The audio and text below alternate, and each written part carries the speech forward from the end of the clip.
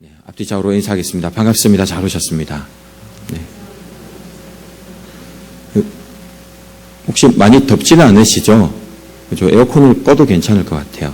네, 맞습니다. 오늘 다윗 왕이 이제 인원을 계수한 것 때문에 하나님 앞에 악하다라는 들은 내용을 같이 말씀을 나누고자 하는데 아마 잘 아시는 내용이실 겁니다. 같이 이 은혜를 누리는 시간이 되었으면 좋겠습니다. 초등학생 때 어머니랑 대화하면서, 그러니까 꽤 전이었는데도 잊혀지지 않는 문장이 하나가 있습니다. 성경을 보면 이스라엘이 굉장히 잘못을 많이 하지 않습니까? 불순종을 많이 하지 않습니까? 그래서 어린아이들, 초등학생들은 특히 정의를 좋아하지 않습니까? 그래서 저도 그때 그래가지고 어머니한테 이스라엘 백성들이 참 이해가 안 된다. 하나님께서 말씀하시면 난 들으면 되는데 왜 이렇게 불순종하고 하나님 말씀 안 듣고 매를 맞을까? 왜 참 이해가 안 된다. 라고 어머니한테 얘기했는데 어머니께서 그때 제게 주신 명언입니다. 아직도 기억하는 문장입니다. 니도 한번 살아봐라. 이거였습니다. 저희 어머니가 사실 되게 유쾌하시거든요. 여러 의미가 있겠지만 순종의 삶을 사는 것이 쉽다는 것입니까? 어렵다는 것입니까? 어렵다는 것이죠. 쉽지 않다는 것입니다. 나아가 성경을 온전히 지키면서 살아간다라는 것은 우리가 살면서 느끼는 것은 불가능하다라는 것입니다. 우리 모두가 비슷합니다. 다르지 않습니다. 어릴 때는 참 불순종해서 많이 혼나고 그래서 이제 크면 그런 삶이 안 살겠지라고 생각을 했는데 이제 어른이 되니까 그런 이제 삶을 좀 졸업할 줄 알았는데 졸업 못하고 이제 혼내는 사람이 달라졌습니다. 아내가 혼내고 애들도 이제 점점 크면서 이 꼬맹이들이 혼내고 그렇습니다. 우리의 삶은 시술투성이인 삶이고 신앙도 늘 새롭게 은혜를 받아가는 것이 아니라 늘 새롭게 실수하고 또 실수하고 같은 것도 반복하고 그런 삶을 보게 됩니다. 근데 참 위로가 되는 거는 성경을 보면 그 실수를 하는 사람이 너무나 많다는 겁니다. 성경은 한편으로는 하나님의 구원의 책이면서 한편으로는 사람의 실수의 책입니다. 실수의 기록이 있는 책인 것을 보게 됩니다. 어마어마하다는 다윗 왕도 오늘 본문에서 실수를 합니다. 1절에 보니까 사탄적인 일이다라는 것을 성경이 고발하고 있습니다. 그리고 7절에 보니까 하나님께서 이 일을 악하게 여기사라고 이야기하는데 우리가 그 삶을 살아가면서 실수를 많이 하면서 살아가지만 사랑하는 여러분, 하나님께서 우리의 삶에 있어서 너의 삶이 악하다라고 할 정도의 우리가 실수를 혹시 해보신 적이 있으십니까? 우리가 다 연약한 존재고 상처를 받기도 하지만 상처를 또 주기도 하지 않습니까? 이 시간을 들어서 혹시 저에게 상처를 받으셨다면 용서해 주십시오. 저도 실수가 많은 인생이라서 우리 상처를 주고 이렇게도 하며 살아가지만 하나님 보시기에 악한 일이다라고 할 정도의 일들을 잘못하며 살았을까? 특히 이제 모태신앙의 분들은 더 그럴 겁니다. 잘못했다 해도 사실 거기서 거기입니다. 큰 잘못을 하지는 않을 겁니다. 그런데 악하게 여기시는 하나님께서 악하게 여기시는 다윗의 그 사건을 보게 됩니다. 근데 엄밀히 보면 성경의 눈으로서 우리가 지금 다윗을 보면서 하나님께서 명하시지 않는 그러니까 인구를 계수하는 것에 대해서 우리는 성경의 안경을 가지고 있기 때문에 이것이 잘못된 것이다라고 생각하지만 사실은 세상의 세계관에서 안경으로 보면 이게 그렇게 큰 일은 아닌 것 같지 않으십니까? 다윗은 왕입니다. 지금에야 우리가 지금 살아가는 시대에 전산 처리가 되어 있으니까 인구수 하면 그냥 몇 명이 탁 나오지만 그 시대 때는 발로 뛰어야 됩니다. 그리고 당연히 이제 요압에게 지금 인구수를 세워라라고 명령할 수밖에 없는 것이고, 그리고 지금과 다르게 그 시대는 나라들이 굉장히 전쟁이 많은 시기였습니다. 그러니까 어떤 나라가 점점 더 군사가 많아진다라고 싶으면 모든 주변의 나라가 긴장하는 그런 시대입니다. 언제 전쟁이 터질지 모르는 시대입니다. 그러한 시대 때 그러니까 전쟁에 나갈 만한 인구를 계수하는 것, 확인해 놓는 것이 우리가 살아가면서 그렇게 그러니까 우리가 보기에 그게 그렇게 사탄적인 일이고 하나님께서 악하게 여기시는 일인가라는 생각을 해보게 됩니다. 왜 이렇게 다윗을 엄중하게 고발하고 계실까라는 게 생각을 하게 됩니다. 그 당시에 인구수를 계산해 놓은 것은 사실은 굉장히 중요한 일입니다. 지금도 왜 우크라이나와 이제 러시아 전쟁을 저희가 뉴스를 보면서 지금 제일 중요한 건 어떻게 신무기를 가지고 있느냐 이거지 않습니까? 지금 러시아가 처음에는 좀 밀고 오는 듯 하지만 이제 서방 국가들도 그렇고 이제 우크라이나의 신무기들을 지원하다 보니까 최근에 뉴스를 보니까 또 우크라이나가 그 땅을 회복하는 이런 뉴스가 들리는 걸 보면서 얼마만큼 현대 전쟁에 있어서는 그 신무기를 가지고 있느냐 그것을 파악하느냐가 중요하지만 그 당시에는 1대1 싸움입니다. 칼 들고 창 들고 방패 들고 우와 나가서 1대1 싸움입니다. 그런데 승리를 하려면 그러니까 2대1로 싸우면 좀 더 쉽지 않겠습니까? 그러니까 이 나라의 군사력이 얼마 정도 되는지가 보이면 전쟁에 있어서 승패가 어느 정도 보이는 거죠. 그렇다면 다윗이 왕인데 그 인구수를 좀 확인해 놓는 것이 그렇게 잘못된 일은 아닌 것 같지 않으십니까? 예를 들면 이제 그런 겁니다. 저희도 이제 아이들이 점점 커가면서 하여튼 TV가 참 사람을 망치는, 저희가 TV는 없는데 가끔 이제 토요일마다 이제 유튜브나 아니면 만화 이런 걸 보면 광고가 나오잖아요. 아이들이 점점 커가면서 사달라는 게 많습니다. 참 이 죄악된 세상 무슨 좋은 물건이 이렇게 참 많은지. 근데 점점 자라면서 사달라는 값어치가 조금씩 올라가게 됩니다. 근데 집안에서 이제 자녀들이 여러 가지를 사달라고 하지 않습니까? 근데 아버지의 입장하고 그러니까 그 태도하고 어머니의 태도가 좀 다른 거 있지 않습니까? 아버지들은 주로 뭐 아이들이 사달라 그러면 사주라. 그렇게 얘기를 합니다, 보통. 근데 어머니들은 뭐 다음에 사줄게 라든지 안 돼라는 이야기를 많이 하죠. 그 차이를 아시겠습니까? 시대가 조금 변하긴 했습니다. 변해서 요즘에는 그러니까 아내와 남편이 그러니까 경제적인 것을 각자 그러니까 관리하기도 하고 한데 전통적으로는 보통 집안의 경제를 아내가 이제 관리하지 않습니까? 그러니까 아내는 집안의 재정을 보는 겁니다. 그러니까 오늘만 사는 거 아니지 않습니까? 지금 당장이 내 수준에 100만 원이 있다고 해서 그 100만 원을 쓰면 이제 전기세 내야 되죠, 물세 내야 되죠, 세금 내야 되죠, 그죠? 여러 가지. 그리고 또 김집사 만나서 카페도 좀 가야 되고, 그를 이제 돈이 쓰이는 곳이 많죠. 학원비도 들어가고 하는데, 지금 오늘도 보니까 아침에 좀 춥고, 낮에도 이제 찬바람이 불더라고요. 그죠? 이제 시원한, 저는 겨울이 사실 좋습니다. 네, 여름에 너무 힘들었는데, 이제 겨울 오면서 이제 걱정해야 될 거는 하나 있죠. 난방비. 그죠? 여러 가지 재정을 이제 많이 사용해야 되니까, 보통 어머니들은 그것을 보니까 사줘야 된다, 사주지 말아야 된다, 그게 판단이 서는 겁니다. 근데 남편들은 재정이 지금 얼마인지, 빚이 얼마인지 사실 모르거든요. 통장 보여달라면 이제 큰일 나니까 알 수는 없고, 알 방법은 없고, 그런데, 그러니까 재정의 상황을 보니까 남편들은 사주라 이렇게 하는 거고, 아버지들은, 어머니들은 이제 다음에 사줄게 라고 얘기하는 거죠. 그러니까 가정을 잘 운영하기 위해서 재정의 상황을 파악하는 것 중요합니다. 가끔씩 남편이 이제 뒤늦게, 그러니까 내가 빚을 졌다 이러면 이제 뒤통수 맞고 이제 멱살 잡고 이런 거 아니겠습니까? 웃으실 줄 알았는데. 왕이 나라를 통치하고 다스립니다. 나라를 지키는 왕이 전쟁이 많은 시기에 전쟁에 나갈 수 있는 인원, 성경에 보니까 이제 북이스라엘은 110만 명, 남유다는 47만 명, 그러니까 어마어마한 숫자인데, 그래서 파악하는 것이 나라를 경영하는 데 있어서 그렇게 잘못된 것 같지는 않습니다.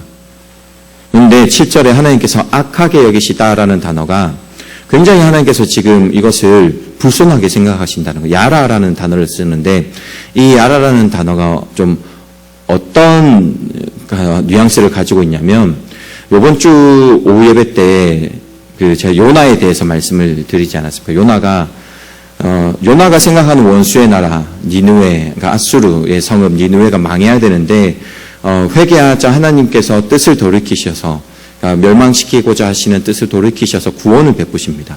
그것을 보고 요나가 목숨을 내어놓고 주님 저를 죽여주십시오 라고 얘기하면서 4장 1절에 이렇게 고백합니다. 요나가 매우 싫어하고 성내며, 그러니까 지금 매우 싫어하다라는 이 단어가 야라라는 단어인데, 그러니까 굉장히 지금 마음에 분이 찬 겁니다. 악이 찬 겁니다. 그러니까 그러니까 하나님에 대해서 악하다라고 표현을 할 수 없으니까 그러니까 싫어하다라고 이렇게 표현을 하는데, 그만큼 지금 마음속에 자기 목숨과 같은 분이 있는 겁니다. 그러니까 야라라는 단어가 그런 단어입니다. 이 단어가 또 사울이 쓰는 단어인데, 다윗이 이제 골리앗을 무찌르고 와서 성에 들어오지 않습니까? 그때 사람들이 이제 다윗을 맞이합니다. 와, 환호하고 잘했다라고 얘기하고, 그때 여인들이 그런 고백을 하죠. 사울이 죽인 자는 천천히요, 다윗이 죽인 자는 만만히로다. 그리고 그 말에 대한 그 사울의 평가가 있습니다. 그 말에 불쾌하여라는데, 불쾌하여라는 이 단어도 야라라는 단어입니다. 그러니까 그 이후로 다윗을 죽이고자 하거든요. 그러니까 죽음에 이르기까지 그 사람에 대해서, 그 말에 대해서, 행동에 대해서 싫어하는 단어가 야라라는 단어입니다. 근데 하나님께서 다윗이 인구조사한 것에 대한 단어가 야라라는 단어입니다. 그러니까 굉장히 약하게 지금 여기고 계시다라는 겁니다. 왜 하나님께서 다윗이 나라를 경영하는 데 있어서 그것이 어쩌면 중요한 일인데 그것을 악하게 여기실까? 두 가지 의미가 있습니다. 첫 번째로는 하나님을 구원의 하나님으로 다윗이 온전히 믿지 못했습니다. 그것 때문에 그렇습니다.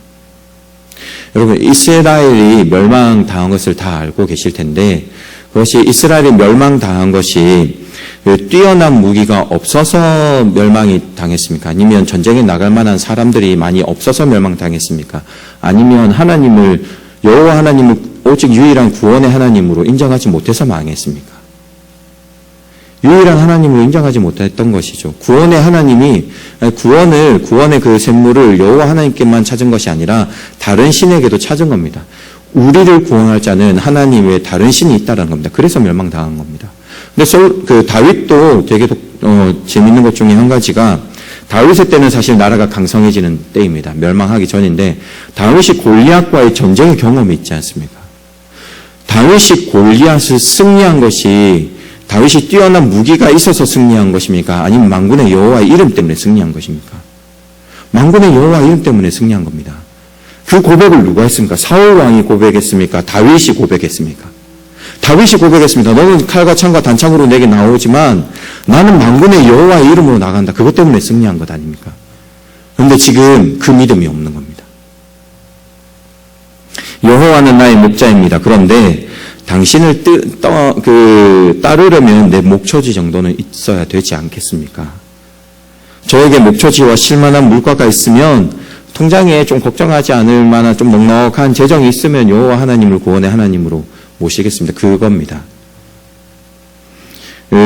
중요한 것 중에 한 가지가, 믿음이라는 것에는 중간지대가 없습니다. 믿느냐 못 믿느냐입니다. 어느 정도 믿는다 못 믿는 겁니다. 중간지대가 없습니다. 하나님을 믿는다라는 것은 전적으로 믿는다, 의지한다라는 것이고, 모든 것을 믿는다라는 것이 하나님에 대한 믿음입니다. 이것에 대한 좀 오해가 있는 것 같습니다. 오해하시면 안 됩니다. 하나님께서 다 해주시니까, 나는 그러니까 하나님을 믿으니까 감나무 아래서 저는 입 벌리고 있겠습니다 라고 얘기하는 건 잘못된 믿음입니다. 성경은 그것을 게으름이라고 얘기합니다. 하나님께서 나를 다 알고 내 삶을 인도하시니 제가 병원에 갈 일이 있겠습니까? 병원에 가지 않고 하나님께서 치료하시는 것 제가 경험하겠습니다. 성경은 그것을 오만이라고 얘기합니다. 그것은 믿음이 아닙니다. 혹시 좀 기억나실지 모르겠는데, 예전에 제가 한 초등학교 때 이제 막 웃음 시리즈 이런 게 막 유행했을 때가 있었거든요. 책도 나오고 뭐 방송에서도 나오고 그랬는데, 그때 거기에 있는 내용입니다. 또 정확하게는 기억이 안 나는데 어떤 내용이었냐면, 이제 홍수가 난 겁니다. 홍수가 나가지고 이제 남성이 이제 살려고 지붕 위로 올라간 겁니다. 물이 점점 차오르고 이제 지붕에까지 간당간당하게 됐습니다. 그래서 헬리콥터가 와가지고 이제 그 사람을 구조하려고 이제 다리를 내리고 빨리 이 사다리를 잡고 있으라고 그러면 당신을 구원할 수 있다고. 근데 그 사람이 얘기한 겁니다. 하나님이 나를 구원해 주시니까 필요 없다고. 가시라고. 그렇게 헬기를 보냈습니다. 그리고 나서 좀 있다가 이제 고무보트가 온 겁니다. 이제 지금 물살이 너무 세져가지고 이제 집이 무너지게 생겼습니다. 고무보트 타고 해서 빨리 지금 내려오라고, 고무보트 타라고. 그러면 당신 살 수 있다고. 지금 집이 무너지게 생겼다고. 지금 물살이 너무 세다고. 타라고 그랬는데 또 하나님께서, 그 남자가 하나님께서 나를 지켜주시니까 괜찮다고. 가라고. 하나님께서 나를 구원해 주실 거라고. 하나님께서 역사하시는 거 내가 보여주겠다고 그래서 가라고 한 겁니다. 근데 결국엔 그 사람이 죽었습니다. 물에 빠져서 죽었는데, 그래서 하늘에 가서 따진 겁니다. 하나님, 저는 하나님에 대한 믿음을 가지고 있었는데 왜 저를 구원해 주시지 않으셨습니까? 하나님께서 말씀하시기를, 내가 너를 구원하려고 헬리콥터도 보내고 내가 너를 구원하려고 고무보트도 보냈는데 왜 안 탔냐고. 우리가 좀 오해하는 것이 있는데, 우리는 감나무를 열심히 가꾸어야 됩니다. 성경은 그것을 사명이라고 얘기합니다. 하나님께서 주신 일들에 대해서 열심히 살아갑니다. 열매는 하나님의 것입니다. 열매를 맺으시던 맺지 않으시던 그것은 하나님의 영역입니다. 주시면 감사함으로 받는 거고, 감나무가 메말라 간다라고 하더라도 하나님께서 분명히 뜻이 있을 줄 알고 성실하게 그 나무를 보살피는 것이, 돌보아야 하는 것이, 그게 바로 믿음입니다. 하나님께서 내 삶에 대해서 인도해 주실 것을 믿고 내 삶에서 성실하게 살아가는 겁니다. 근데 다윗에게 지금 그 믿음이 없습니다. 나는 성실하게 감나무를 돌보고 하나님께서 열매를 주시면 감사함으로 먹겠다의 믿음이 아니라, 하나님께서 그 열매를 주시지 않을 것 같으니까 내가 지금 노력해서 그 감나무의 열매를 내가 만들어 놓겠다. 그래서 그 감나무의 열매를 내가 먹겠다 하는 것이 지금 다윗의 믿음인 겁니다. 군사는 내 것이라는 겁니다. 그래서 내가 이것을 통해서 통치하겠다라고 하는 것이 다윗의 믿음인 것입니다. 할 말은 많을 겁니다. 변명거리들이 있을 겁니다. 그런데 분명한 것은 다윗은 하나님을 불신한 겁니다. 두 번째로는 하나님의 영광을 가로챈 것입니다. 다윗이 승승장구하여서 나라가 온전하게 된 것, 그리고 부강하게 된 것이 다윗의 능력입니까? 하나님께서 주신 은혜입니까? 하나님께서 주신 은혜입니다. 근데 다윗은 하나님의 은혜를 자신의 능력으로 바꾸려고 하는 겁니다. 내 군사가 이 정도야. 내가 이 나라를 만들었어. 내가 했어. 사랑하는 여러분, 열매에 있어서, 열매 맺는 것에 있어서 세상과 그리스도인의 차이가 무엇인지 아십니까? 세상 사람들은 성공하거나 그 열매들을 자신의 능력으로 합니다. 그래서 감사가 없는 겁니다. 내 능력 안에서 내가 노력해서 내가 얻은 것입니다. 그런데 그리스도인은 다른 것은 무엇이냐면, 하나님께서 노력하도록 그 삶의 토도 베풀어 주셨지만 그 열매도 주심으로 감사를 드리는 겁니다. 누구에게요? 여호와 하나님에게. 그게 바로 그리스도인입니다. 내게 능력 없습니다. 주께서 주신 은혜에 감사드립니다라는 고백할 수 있는 이 능력을 가진 사람이 바로 그리스도인입니다. 그 능력을 모두 다 가지시기를 바라겠습니다. 근데 여러분, 실수하지 않는 사람이 어디 있겠습니까? 저는 실수의 능력자입니다. 저를 소개할 때 가끔 실수가 많은 인생입니다라고 얘기를 하는데, 겸손의 표현이 아니라 진짜 실수가 많습니다. 저희 집에서 저는 매일 하루도 빠지지 않고 혼납니다. 실수를 해서 아내한테 혼나고 애들한테 혼나고, 요즘에는 막내도 따라합니다. 그래갖고 막 뭐라 하는데 한 번씩 집을 나가야 되나 싶기도 하고 그렇습니다. 다윗의 실수, 하나님께서 악하게 보시는 그 모습이 우리에게도 없을까라는 것입니다.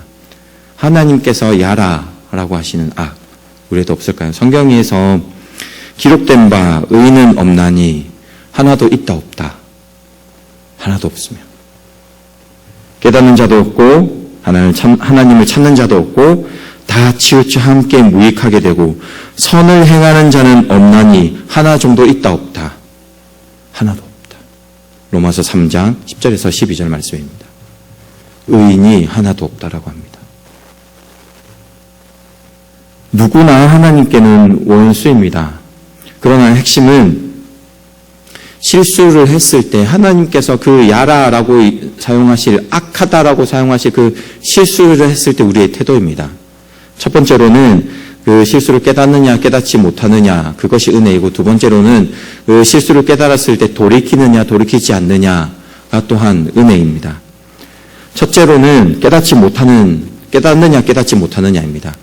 그 잘못을 깨닫지 못하는 사람이 있습니다. 우리가 살면서 왜 그런 거 있지 않습니까? 살면서 우리 이제 사회생활을 하고 또 교회에서도 생활을 하고 사람들을 만나면서도 이 사람이 정말로 자신의 잘못을 모를까라는 생각이 드는 사람이 있지 않습니까?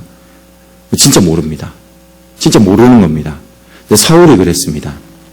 아말렉을 하나님께서 심판하시려고 진멸하라라고 말씀하셨는데 그렇게 하지 않았습니다. 사무엘이 사울 왕을 찾아왔을 때 염소 소리가 들리는 겁니다. 그래서 이게 무슨 소리냐, 이게 어떻게 된 거냐 얘기하니까 사울이 사무엘에게 백성들이 하나님 앞에 제사 드리려고 염소랑 가져왔다.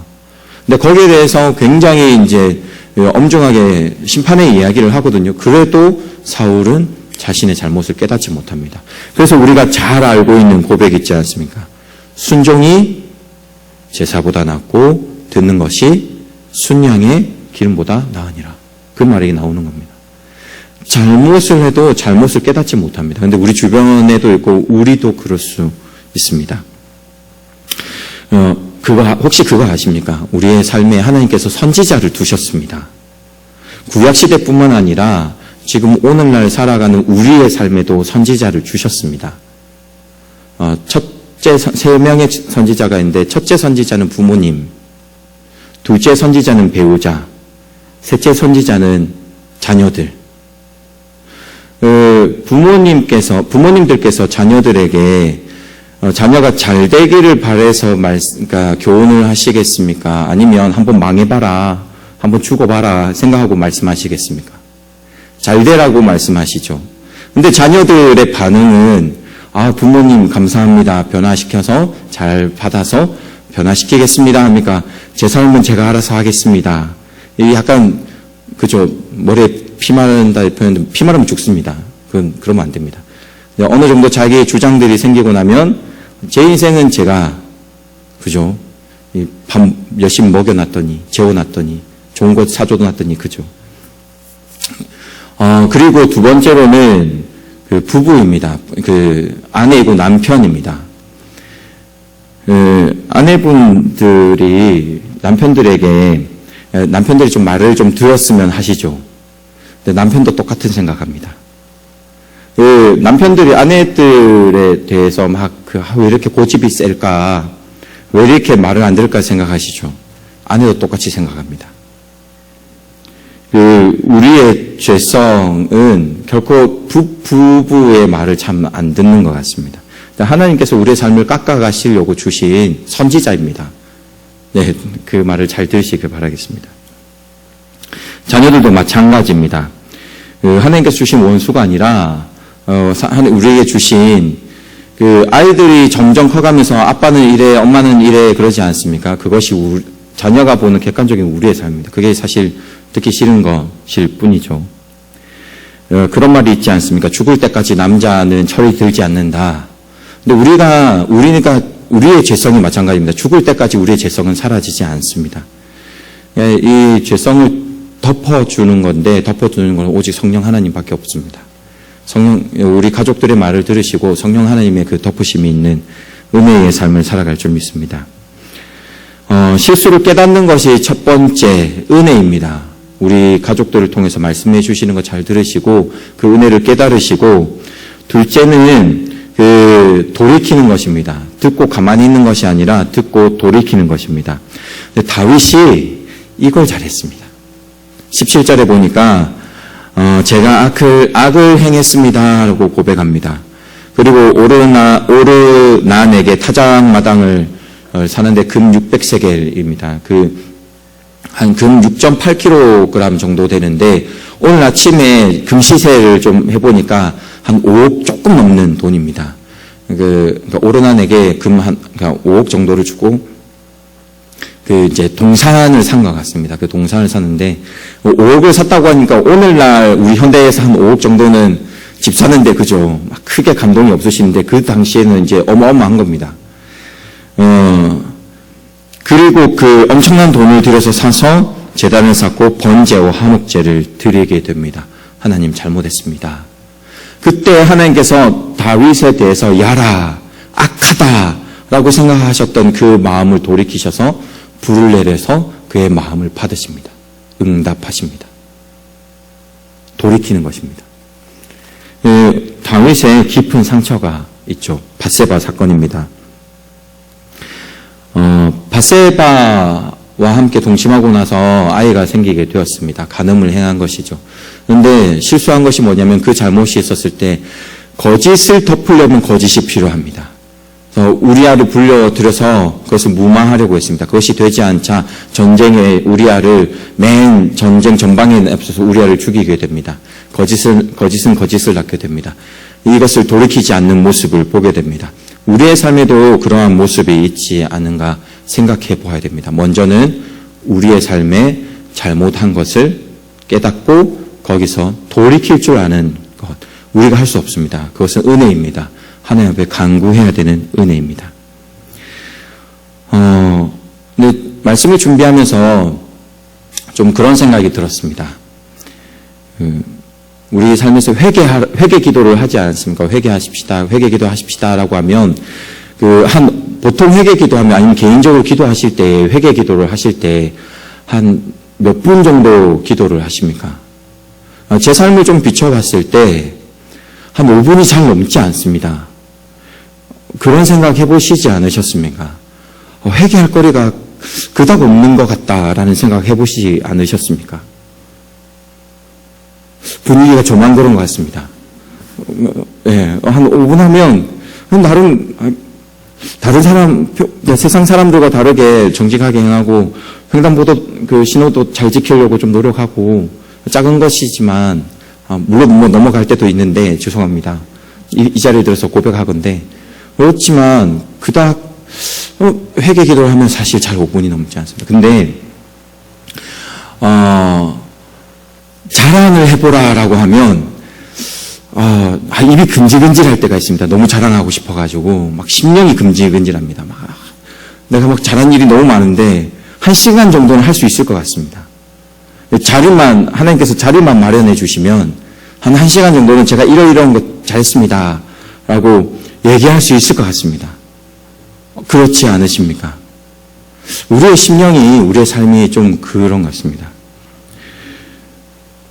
우리의 강점에 대해서는 우리는 잘 얘기합니다. 주변 사람들에게 그러한 강점들, 잘했던 일들 얘기하면서 칭찬받는 것을 즐거워하고, 그러기 위해서 우리의 그리스도인들의 특징 중에 한 가지가 바로 자랑은 안 하지만 은근슬쩍 돌려서 자랑하는 거 있지 않습니까?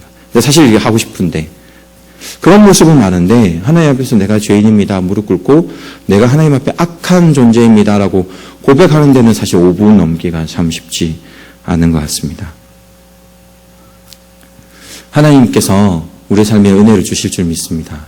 그래서 우리의 삶에서 우리의 악한 모습을 깨닫고 돌이켜서 하나님의 은혜를 간구하여 하나님 앞에 온전한 삶을 살아갈 줄 믿습니다. 그러한 삶을 살아가는 저와 여러분들의 삶이 될 줄 믿습니다.